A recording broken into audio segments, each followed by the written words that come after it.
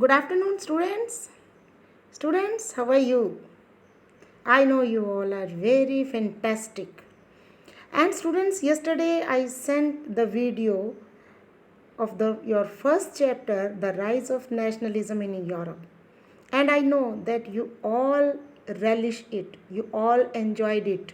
And even this chapter is going to be more interesting. Only the thing is that you are to take interest, you are to read it very thoroughly, and you are to just see the video. Okay, now yesterday we just came here the French Revolution and the idea of nation. And students, you know that I asked yesterday also, I asked you that it's not only the Asian countries, it's not only African countries, but so many European countries are there which are under the either under external power or monarchy, and even absolute monarchy. Autocratic rule was there, and people, they were not having their rights, even they could not just cast their vote, and even so many restrictions were there. And which was the first country who started this revolution to get freedom, equality, liberty? And that was, of course, France. And in your class ninth, you just read this chapter, French Revolution, and you read when Louis XVI was the monarch of France, the people of third estate, they started the revolution, and even they formed their own association, and that was known as Jacobin government. Even they prepared their own constitution, they made their own assembly, and that was known as convention. I know that you all have just remembered by now. Up to now, let's start this chapter with French Revolution. The first clear expression of nationalism came with the French Revolution in 1789. And France, as you would remember, was a full-fledged territorial state in 1789 under the rule of an absolute monarch. Name I asked you, I told you he was Louis XVI. The political and constitutional changes that came in the wake means रास्ते में, of French Revolution led to the transfer of sovereignty from a monarchy.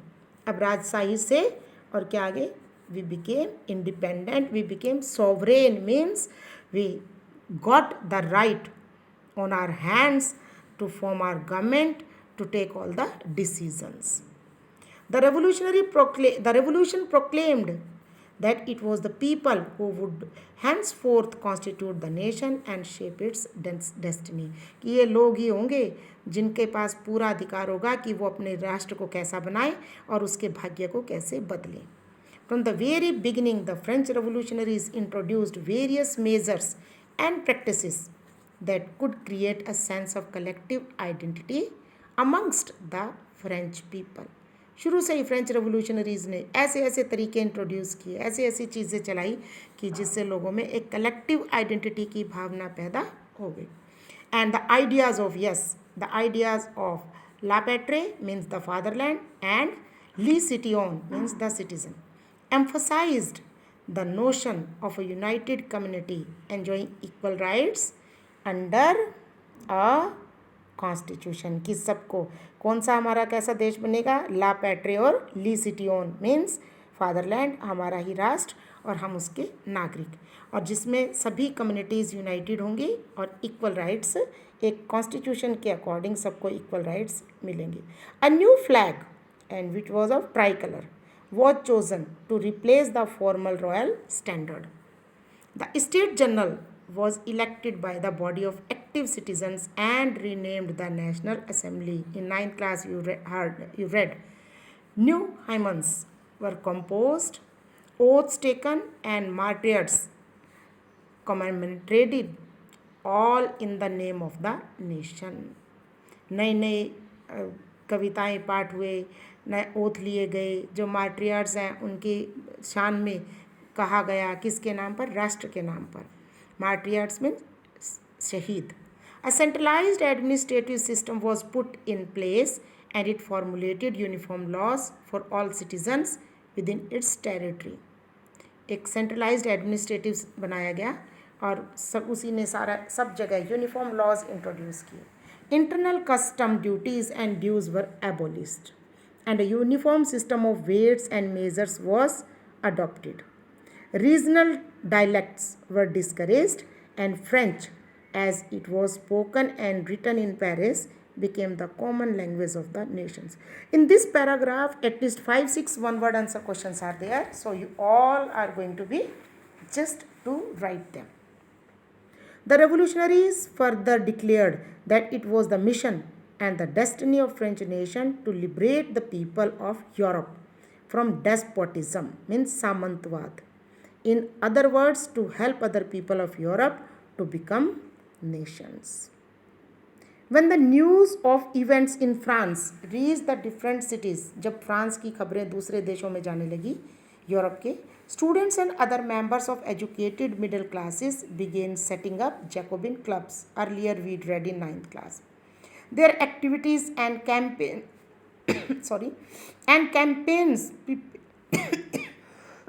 I'm so sorry, prepared the way for the French armies which moved into Holland, Belgium, Switzerland and much of Italy in the 1790s.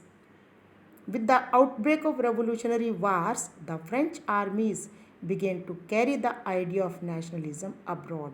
अब जो French आर्मीज जो दूसरे देशों में जा रही थी वहाँ पर वो नेशनलिज्म का आइडिया भी वहाँ पर लेकर चली गई. Now here you see this is a picture and the cover of a German almanac designed by the journalist Andreas Rebmann in 1798 and the image of French Bastille being stormed. आपने पढ़ा था कि जो फ्रेंच की जो एक वो Bastille की वो थी जो जेल थी उसको तोड़ा गया था. By the revolutionary crowd has been placed next to a similar fortress. Fortress means to represent the bastion of despotic rule in the German province of Kassel. Accompanying the illustration is the slogan. इसमें क्या slogan दिया गया? The people must seize their own freedom. Rebmann lived in the city of Mainz and was a member of German Jacobin group. And this was the fortress prison which was stormed by the revolutionaries, and even their stones were taken by these revolutionaries and they were put or they were just constructed as house or as building of their houses so that they can show it that we have just ruined the despotic power of monarch. So that was in 9th class. Now we have recapitulated the things in 10th class also. So I think this French Revolution is very much clear to you. Okay, now let's move further and you see this is the map. A small map. This is Switzerland, France, Austrian Empire, okay, and this is Wales, England. Then here the bigger one, it's Russian Empire, okay, and this is the map where the Europe after the Congress of Vienna in 1815. It was the map of 1815. Now let's see what was there in Congress of Vienna. Let's see. Now, things are going to be very interesting. Okay. Within wide swath of territory that came under his control, Napoleon set about introducing. In 1804, Napoleon became the monarch of France, and then he introduced several reforms, several new things that he had already introduced in France. Through a return to monarchy, Napoleon had no doubt destroyed democracy in France.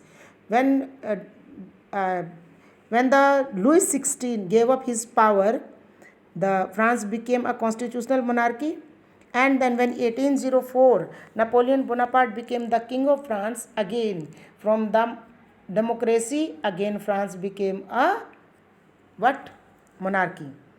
And you read that Napoleon Bonaparte introduced several things as just standardized measures and equal weights everywhere, and things means equal uniform, equal laws, everything were changed. Now, Napoleon had no doubt destroyed democracy in France, but in the administrative field, he had incorporated revolutionary principles. लेकिन अगर administrative field की बात करें तो उसने revolutionary principles को ही लागू किया in order to make the whole system more rational and efficient. And that is known as the Civil Code of 1804. Underline it. Usually known as the Napoleonic Code. What he did away with all privileges based on birth, as the first state and second state, they by now they had got so many privileges based on birth that they will not pay tax, even they will get tax from others, and so many things were there. Their right to vote was there, so that was taken away. Established equality before the law and secured the right to property. Means anyone, whether he belongs to first state, second state or third state, if he has money, he can own, he can opt, he can purchase the property. And this code was exported to the regions under French control. जहाँ जहाँ पर भी फ्रांसीसियों का control था वहाँ वहाँ पर ये कोड लागू हो गया. In the Dutch Republic, in Switzerland, in Italy and Germany, Napoleonic simplified administrative divisions. वहाँ पर भी उन्होंने नेपोलियन बोनापार्ट ने बिल्कुल एडमिनिस्ट्रेटिव डिवीज़न को सिंपल कर दिया. Abolish the feudal system and freed peasants from serfdom. Serfdom जैसे हमारे यहाँ ज़मींदारी होती है, वहाँ पर सर्फडम था, जो बेचारे बहुत सारा पैसा देते थे, वो सब ख़त्म कर दिया. एंड मनोरियल ड्यूज़, और जो राजा के नाम पर जो ड्यूज़, जो पैसे दिए जाते थे बड़े ज़मींदार के नाम पर, वो भी ख़त्म कर दिया. In the towns too guild restrictions were removed. Guild means कि इस ऑक्यूपेशन का आदमी यहीं रहेगा और कहीं नहीं जाएगा, वो सब बंद हो गया. Transport and communication system were improved. Peasants, artisans, workers and new businessman, let's see, new businessmen enjoyed a new-found freedom. We'll see the pictures. First, let us complete this paragraph only. Businessmen and small-scale producers of goods in particular began to realize that uniform laws, standardized weights and measures, and a common national currency would facilitate the movement and exchange of goods and capital from one region to another. अब businessman, small scale producers, जो good छोटे छोटे producers थे, उन्होंने ये realise करना शुरू कर दिया कि जो यूनिफॉर्म मीन्स एक जैसा, जो लॉ, जो स्टैंडर्डाइज वेट्स और मेजर्स हो गए हैं, ये अब हमारे सामान को, हमारे व्यापार को फैसिलिटेट करेंगे, और जो मूवमेंट हमने चलाया है उसको भी बिल्कुल एक रीजन से दूसरे रीजन में आराम से लेके जाएंगे.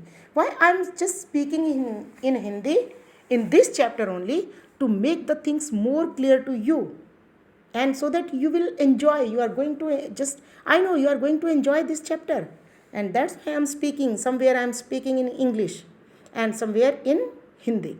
Now you see the planting of tree of liberty in Zwariken, Germany. A city is there, and the people, they have planted just its symbol. And here the subject of this color, print by the German painter Karl Caspar Friest, is the occupation of the town of Zweibrück by the French armies.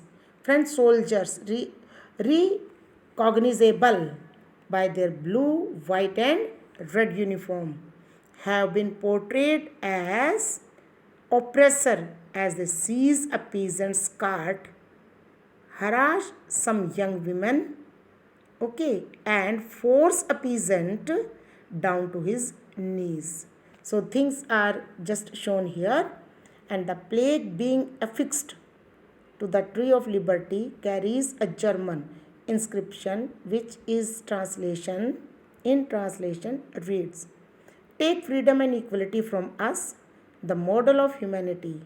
This is a sarcastic reference to the claim of the French as being liberators who opposed monarchy in the territories they entered. So simple, let me make the thing simple, that people they have portrayed, they have installed, they have just fix a tree.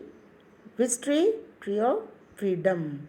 Because somewhere the army they are punishing the ladies, somewhere they they are doing just wrong practice, and or because of this, some people, even some people, they just capture, or they kept the tree in their hands, and they are not ready to leave this place. And so this is now this one more. The courier of Rhineland loses all that he has on his way home from Leipzig things. And Napoleon here is represented as a postman on his way back to France after he lost the Battle of Leipzig in 1813. And each letter dropping out of his bag bears the name of the territories he lost. When he went back to his country, France, just after conquering so many countries, and when he was going back, again he lost his command, or his just uh, power over these countries. And one name, I think, we are unable to read it, but these are the names of several countries. Okay, now let's just start the making of nationalism in Europe. If you look at the map of mid 18th century Europe, you will find that there was no nation state as we know them today. What we know today is Germany, Italy, and Switzerland. They were divided into kingdoms, duchies, and cantons, whose rulers had their autonomous territories. Eastern and Central Europe were under autocratic monarchies, within the territories of which lived diverse people. They did not see themselves as sharing a collective identity or a common culture. Often, they even spoke different languages and belonged to different ethnic groups. The Habsburg Empire that ruled over Austria-Hungary, for example you see, was a patchwork of many different regions and people. It included the Alpine regions, the Tyrol, the Austria, and the Sudetenland, as well as Bohemia, where the autocracy was predominantly German speaking. It was included the Italian speaking provinces of Lombardy and Venetia. In Hungary, half of the population spoke Magyar, while the other half spoke a variety of dialects. This is the language name of language. Okay. In Galicia, the autocracy spoke Polish. Besides these three dominant groups, there also lived within the boundaries of the empire a mass of subject peasant people. ये तीन main group तो थे ही, इसके अलावा और भी बहुत सारे ऐसे लोग थे जो कि सब्जेक्ट पीजन मीन्स प्रजा, इस तरह से जो उनके अंदर फंसे हुए थे. And Bohemians and Slovaks to the north, Slovenes in the Carniola, Croats to the south, and Romans to the east in Transylvania. Such differences did not easily promote a sense of political unity. क्योंकि इतने सारे अलग अलग वर्गों के लोग रहते थे, तो they could not get themselves, they could not promote a sense of political unity. And the only tie binding these diverse groups together was a common allegiance to the emperor.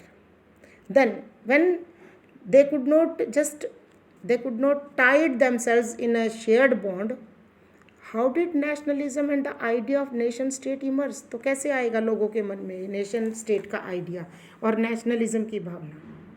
आ ही नहीं सकती. Now you see the aristocracy and the new middle class. What's there? you read in just ninth class, a new middle class emerged who got wealth because they got education, so they got just highly paid jobs, and so they became very wealthier, and they seized the power after the Jacobin government lost its power, and Robespierre was guillotined. So, socially and politically, a landed autocracy was the dominant class of the continent, and the members of this class were united by a common way of life that cut across regional divisions. They owned estate in the countryside and also town houses. उन्होंने दूर जो गांव में, जो शहरों से दूर के एरिया थे, वहाँ के स्टेट पर कब्जा कर रखा था, और बड़े बड़े टाउन हाउसेस पे भी. They spoke French for purpose of diplomacy and in high society. Their families were often connected by ties of marriage, और वो एक दूसरे से जुड़ते थे शादियाँ करके एक दूसरे के साथ. This powerful autocracy was, however, numerically a small group. लेकिन ये फिर भी थोड़े से ही लोग थे. The majority of population was made up of the peasantry. To the west, the bulk of land was formed by tenants, and farmed by means जमीन पर खेती tenants करते थे, किराएदार, and small owners. While in Eastern and Central Europe, the pattern of land holdings were characterized by vast estates which were cultivated by serfs. Now you see, this is some important dates are there. In 1797, Napoleon invades Italy, and Napoleonic War begin. In 1814-15, fall of Napoleon, and the Vienna Peace settlement was made. In 1821, Greek struggle for independence begin. In 1848, revolutions in Europe. Artisans, industrial workers, and peasants, they revolt against economic hardship, and middle classes demanded constitution and representative government. Italians, Germans, Magyars, Polish, Kazakhs, etc., they demand nation states. From 1859 to 1870, then unification of Italy was there. Then 1866 to 1871, unification of Germany was there. And then in 1905, slave nationalism gathers force in the Habsburg and Ottoman Empire. So these are some important dates you will write in your fair notebook, and I think the things are clear in your mind up to the autocracy and middle class in France and some other European countries. So this is all for today, but you will have to read up to this page so that things will be forever in your mind. Okay, now this is all for today. Thank you and have a nice day.